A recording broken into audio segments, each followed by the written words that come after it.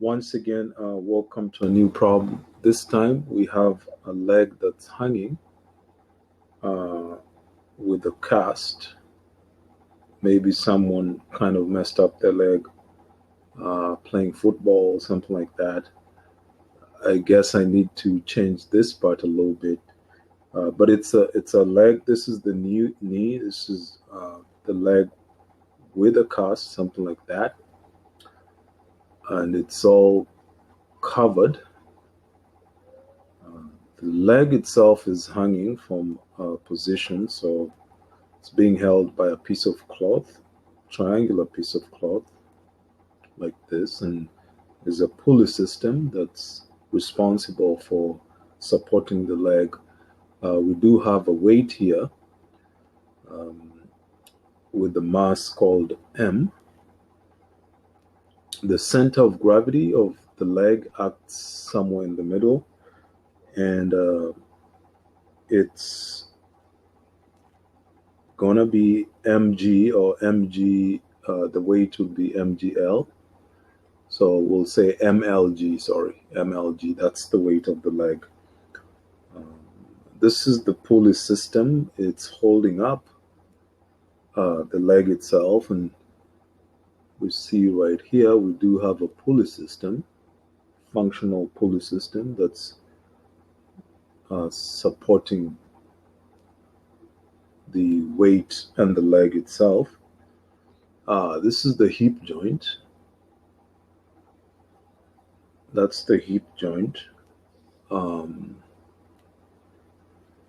so we want to find out what that mass is, the mass. So this is the information that's given. The hip joint acts as the center of rotation for the leg, and this distance from this mass is 78 centimeters. And that distance is 78 centimeters. And the other distance from the mass of the leg, from the center of gravity up until the hip joint, this distance is given as 35 centimeters. Okay, 35 centimeters. And you know, the leg has a cast and it's hanging. There's a sling to it. So this force, this is pulling upwards as the leg is pulling downwards. So we're going to take torque around this distance, because our goal is to solve for our goal is to solve for the mass M. So we want to find this mass M. Okay, want M. So the sum of torques, the system is in equilibrium, so the sum of torques around any point is going to be 0.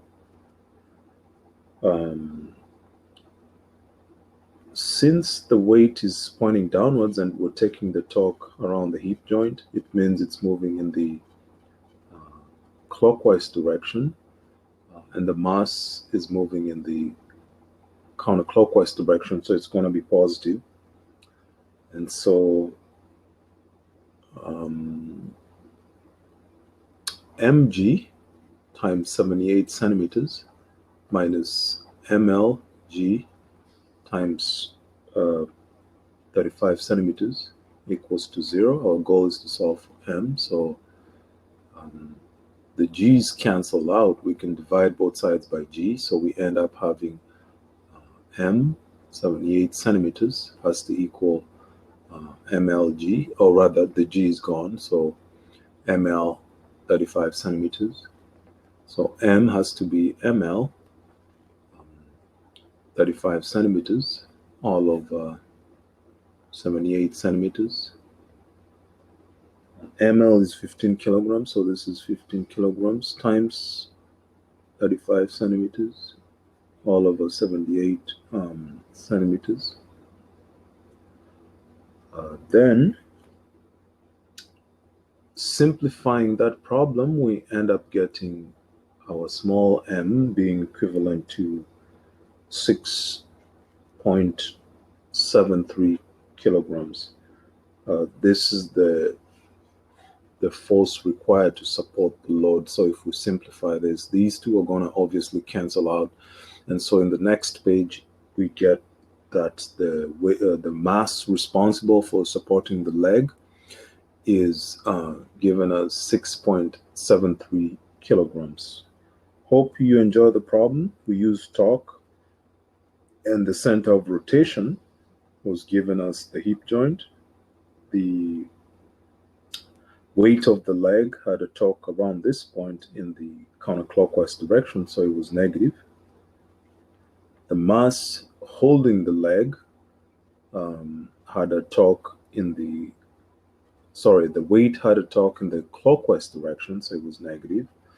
The mass holding the leg had a torque in the counterclockwise direction, so it was positive.